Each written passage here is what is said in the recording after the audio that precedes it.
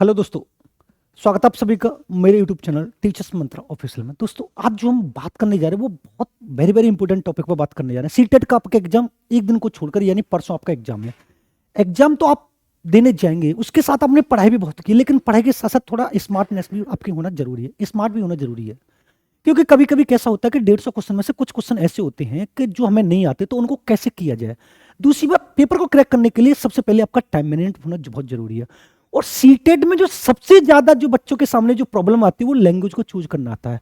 कुछ बच्चे पहले लैंग्वेज कौन सी करें, हिंदी फर्स्ट करें या सेकंड करें, इन तीन पर हम बात करेंगे। मैंने लिखा है कि 3 ट्रिक अपनाओ सीटेट पास। अगर आपने ढंग से अपने पेपर में टाइम मैनेजमेंट कर लिया, अपनी सही लैंग्वेज को आपने चूज कर लिया, और तुक्का जो आपको नहीं आ रहा उनको तुक्का को कैसे लगाया जाए, क्योंकि सीटेट पूरा कॉन्सेप्ट बेस है। कॉन्सेप्ट बेस में भी आपको तुक्का लगाना होता है। अगर 150 क्वेश्चन आ रहे, 150 क्वेश्चन में से अगर आपको देखा जाए तो मुश्किल से मुश्किल 40 क्वेश्चन ऐसे होंगे जो फैक्चुअल होंगे। बाकी पूरा का पूरा जो 110 है वो आपका फैक्चुअल, वो कॉन्सेप्ट बेस है। अब समझना कैसे, हम पहले ट्रिक की बात करते हैं। तो पहले सबसे पहले हमें बात ये करनी है कि हम लैंग्वेज चूज कैसे करें, हम लैंग्वेज कैसे होते हैं। तो आप समझना थोड़ा इसको। पहली जो हमारी सब्जेक्ट आएगी वो आएगी हमारी सीडीपी।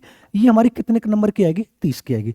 उसके बाद जो हमारा स्टार्ट होगा वो हमारा स्टार्ट होगा ईवीएस। ये हमारा कितने से कितने तक होगा, तो आपको समझना 31 से 60 तक। फिर उसके बाद ये हमारा कौन सा स्टार्ट होगा, तो आपको पता है 61 से लेकर 90 तक। ये सबके लिए सेम होगा।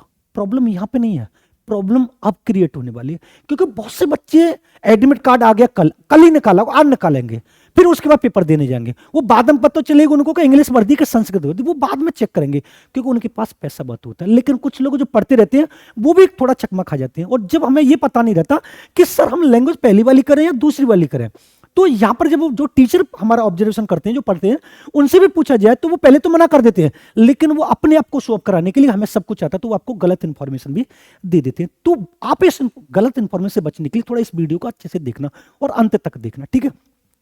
अब समझना क्या है, मान लीजिए जब हमारा यहां पर पहले नंबर पर हिंदी स्टार्ट होता है, समझना जब हिंदी स्टार्ट होगा तो हिंदी हमेशा 2 पार्ट में होता है। एक होता पार्ट ए जो हमारा 91 से लेकर 120 तक होता है। फिर एक होता पार्ट बी, वो कौन सा होता है हमारा, ये होता हमारा पार्ट ए और ये हमारा होता पार्ट बी। ये जो हमारा होता है 121 से लेकर 150 तक। अब उसके बाद जब हम दूसरे की तरफ जाते हैं जो हमारा ऑप्शनल सब्जेक्ट होता है, मान लीजिए कुछ लोगों ने संस्कृत लिया होगा और कुछ लोगों ने इंग्लिश लिया होगा, तो आप देख लेना ये भी 2 पार्टों में आएगा। एक आएगा पार्ट ए और ये भी आएगा पार्ट बी। ये भी आपका 91 से स्टार्ट होकर 120 तक होगा और ये भी 121 से लेकर 100 तक होगा। अब ये वाली बात आपको समझनी कैसे है, थोड़ा आप समझना इस वाली बात को। ये वाली बात आपको समझनी कैसे कि मान लीजिए आप जब अपने एडमिट कार्ड को देखेंगे तो आपके एडमिट कार्ड में लैंग्वेज लिखी होगी, लैंग्वेज फर्स्ट और लैंग्वेज सेकंड। अब आपके लैंग्वेज फर्स्ट में अगर आपका यहां पर हिंदी लिखा हुआ है, तो आपकी जो हिंदी है वो कहां से स्टार्ट होगी, 91 से लेकर। और लैंग्वेज सेकंड में जो आपका संस्कृत लिखा हुआ है, तो आपका संस्कृत कहां से स्टार्ट होगी। ये वाली बात आपको समझो कि ऑप्शनल जो सब्जेक्ट होता है वो 2 पार्टों में आता है, हिंदी भी 2 पार्टों में आएगी। अब ये वाली बात समझना, मान लीजिए 90 तक सीडीपी 30 तक शुरू होगा, 1 से 30 तक, फिर ईवीएस 31 से लेकर 60 तक होगा, फिर उसका मैथ 61 से लेकर 90 तक होगा, ये सबका सेम होगा। उसके बाद पहले जो नंबर पाएगी वो हिंदी 2 भागों में आएगी, और फिर उसके बाद जो संस्कृत का जो पेपर होता है वो आपको अलग से मिलता है, और इंग्लिश का आपका उसी में कंबाइंड आता है। अगर आपने पहले नंबर पर आपके एडमिट कार्ड में लैंग्वेज फर्स्ट अगर हिंदी लिखा हुआ है, तो आपकी हिंदी कहां से स्टार्ट होगी, आपकी हिंदी 91 से स्टार्ट होगी। अगर आपका लैंग्वेज सेकंड संस्कृत लिखा हुआ है, तो आपकी लैंग्वेज कहां से स्टार्ट होगी संस्कृत, तो आपको बताना 121 से लेकर 150 तक। बच्चों को यह नहीं पता कि पहले नंबर की हिंदी करनी है, दूसरे नंबर की हिंदी करनी है, क्योंकि हिंदी 2 पार्टों में आएगी, संस्कृत 2 पार्टों में आएगी, तो उन्हें यह नहीं पता होता। बस आपको अपने पेपर में एडमिट कार्ड में देखना है कि लैंग्वेज फर्स्ट में अगर हिंदी है तो आपका 91 से शुरू है, अगर संस्कृत सेकंड पर है तो 121 से शुरू। अब इसी को थोड़ा दूसरे में मैं आपको समझाता हूं। अब यहां पर लैंग्वेज मान लीजिए,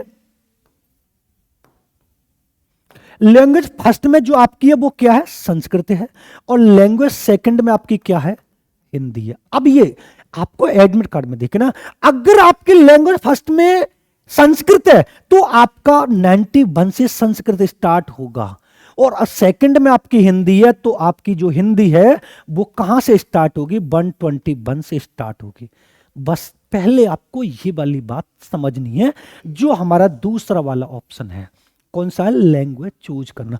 अगर आपकी हिंदी दूसरे नंबर पर हिंदी, तो हमारी हिंदी कहां से स्टार्ट होगी, 121 यानी 121 से लेकर 150 तक। अगर आपकी हिंदी पहले नंबर पर तो 91 से 120 तक। सिर्फ खेल जो है वो यहां का है, आपको कंफ्यूज नहीं होता है। अगर ये कंफ्यूज आपका हो गया तो आपके 30 नंबर इधर से गए और 30 नंबर इधर से गए, क्योंकि संस्कृत भी पूरी गलत जाएगी और हिंदी भी पूरी गलत जाएगी। फिर आपके कोई 4-5 नंबर आते हैं, फिर आप कहते हो कि सर मेरी लैंग्वेज थोड़ा गलत हो गई। तो आपको इसको समझना है। इसी वजह से मैंने दूसरी ट्रिक पर क्या लिखा है, लैंग्वेज चूज करना, क्योंकि ये सबसे बड़ा मुद्दा होता है। जब हम 4 महीने 5 महीने तैयारी करते हैं, उसके बाद हमें ये नहीं पता होता कि हमें लैंग्वेज फर्स्ट नंबर की करनी है या सेकंड नंबर की करनी है, और वहां पर हम कंफ्यूज हो जाते हो, गलत भर के आते हैं, तो उसका पछतावा, मेहनत तो गई गई, लेकिन हमारे पास जो अटेम्प्ट था वो हमारा हाथ से जा चुका है। ये पहली बात याद करनी। अब दूसरी जो बात याद करनी है उसको समझना हमें, टाइम मैनेजमेंट की। ये थोड़ा हमें समझना है, इसको आप समझना अच्छे तरीके से। जो मैं आपको बता रहा हूं कि टाइम मैनेजमेंट कैसे करना है। अगर मैं इस टाइम मैनेजमेंट को बता रहा हूं, अगर आपको सही लगता है आप इसी को फॉलो करना, और फिर आके इसी चैनल पर आप कमेंट करना। अगर आपके 100+ ना आए तब आप मुझसे आके कहना, अगर आपको अच्छा लगता है तो, क्योंकि मैं अपने अनुभव के आधार पर बता रहा हूं। अब समझना क्या है, मान लीजिए हमारा जो पेपर स्टार्ट होने वाला है, हमारा जो पेपर स्टार्ट होगा वो 9:30 से लेकर 12 के बीच में होगा। क्लियर बात है। अब इस पेपर को हमें 3 पार्टों में डिवाइड करना है। पहले पार्ट में जब हम 9:30 से स्टार्ट करेंगे तो ये समझ लीजिए हमें 10:10 का 40 मिनट लेना है पहले पार्ट में। समझना, जब हमारा पेपर 9:30 से स्टार्ट होगा तो पहला जो हमें टाइम देखना है वो 10:10 का लगा लेना है। और इस 10:10 में आपको करना क्या है कि जो हमारे सीटेट के 150 क्वेश्चन है, 150 क्वेश्चन को पूरा का पूरा पढ़ते चलना है। अब इस 150 क्वेश्चन में से पूरा पढ़ेंगे जब हम, तो यहां पर हम मैथ के न्यूमेरिकल बिल्कुल छोड़ देंगे और संस्कृत का पैसेज बिल्कुल छोड़ देंगे, बिल्कुल। अब जब हम 150 क्वेश्चन को 40 मिनट में पढ़ेंगे तो आपके 65 क्वेश्चन कंपलसरी बिल्कुल ऐसे मिलेंगे जो आपको पूरी तरीके से पता होंगे। क्लियर बात है, दोबारा समझे।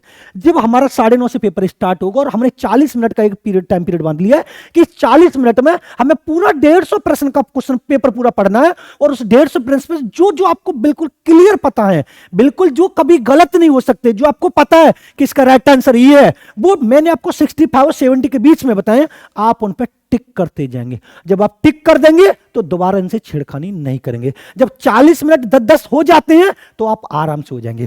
फिर उसके बाद जब हम दूसरा टाइम पीरियड लेके आते हैं, जब हम दूसरा आते हैं तो हमारा टाइम स्टार्ट होता है 10:10 से लेकर 11 बजे तक।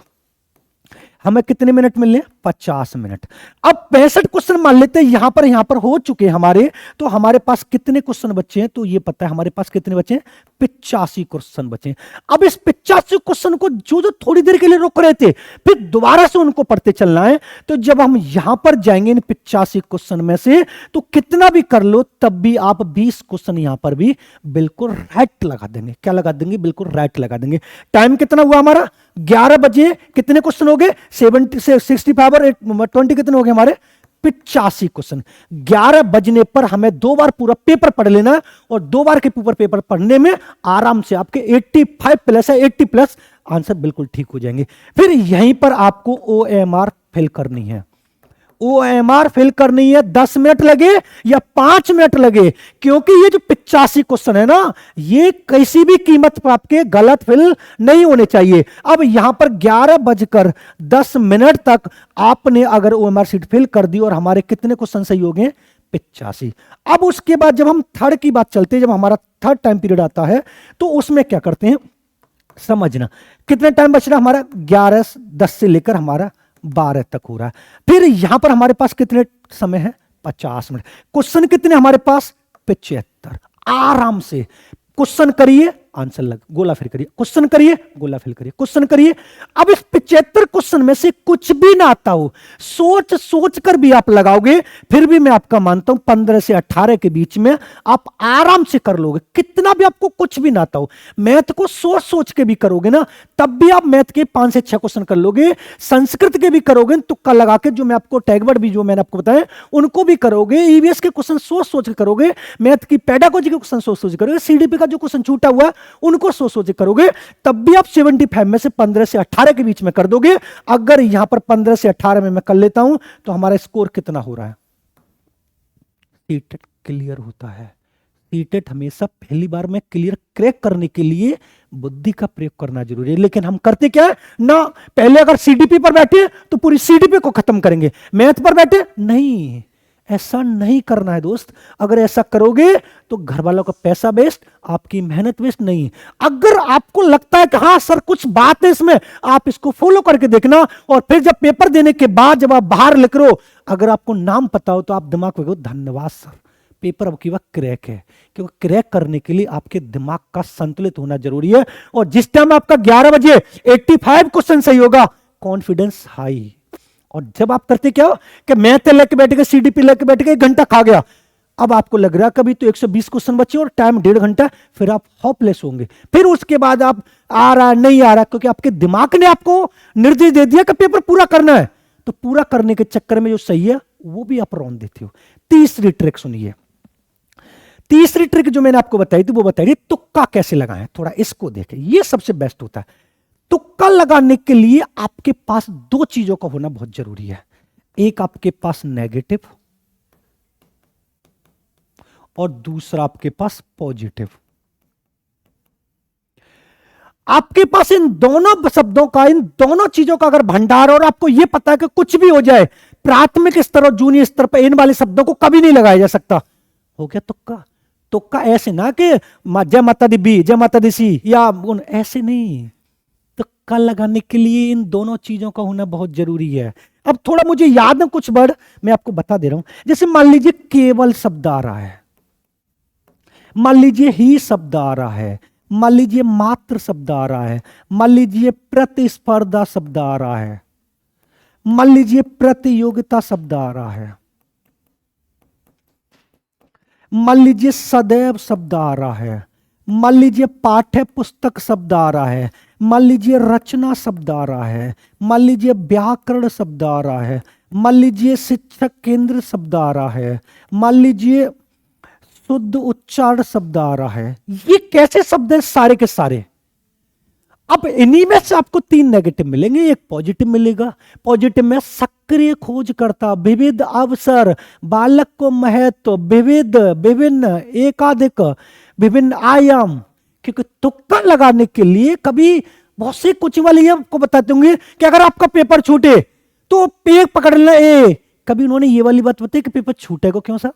जब तुम बच्चे को पढ़ा रहे हो तो उसको ये वाली बात क्यों बता रहे हो कि आपका पेपर छूटे तब बीबी पकड़ लेना? आप उसको ये क्यों नहीं सिखा रहे कि पेपर छूटे ना आपका? तो आपको ये भी तो ध्यान में रखना है कि पेपर छूटे क्यों। अगर आपसे कोई कहता है कि सर पेपर छूटे तो हमें तो ये बताया, तभी आप क्वेश्चन कर दीजिए सब जेई का पैसा देते हैं फीस के, पेपर छूट जाए हमारा। आप ऐसे टाइम मैनेजमेंट कराइए ना कि हमारा पेपर छूटे ना। उसके बाद जो हम ये करते हैं तुक्का लगाते हैं, तुक्का ऐसे ना कि बीबी पकड़ लिया, उसके बाद 30 क्वेश्चन बीबी के लगाएगा, हमें 2 ही आंसर आए ना। तुक्का लगाने के लिए इनका भी बहुत जरूरी, और यही वाली बात मैंने आपको बताई है।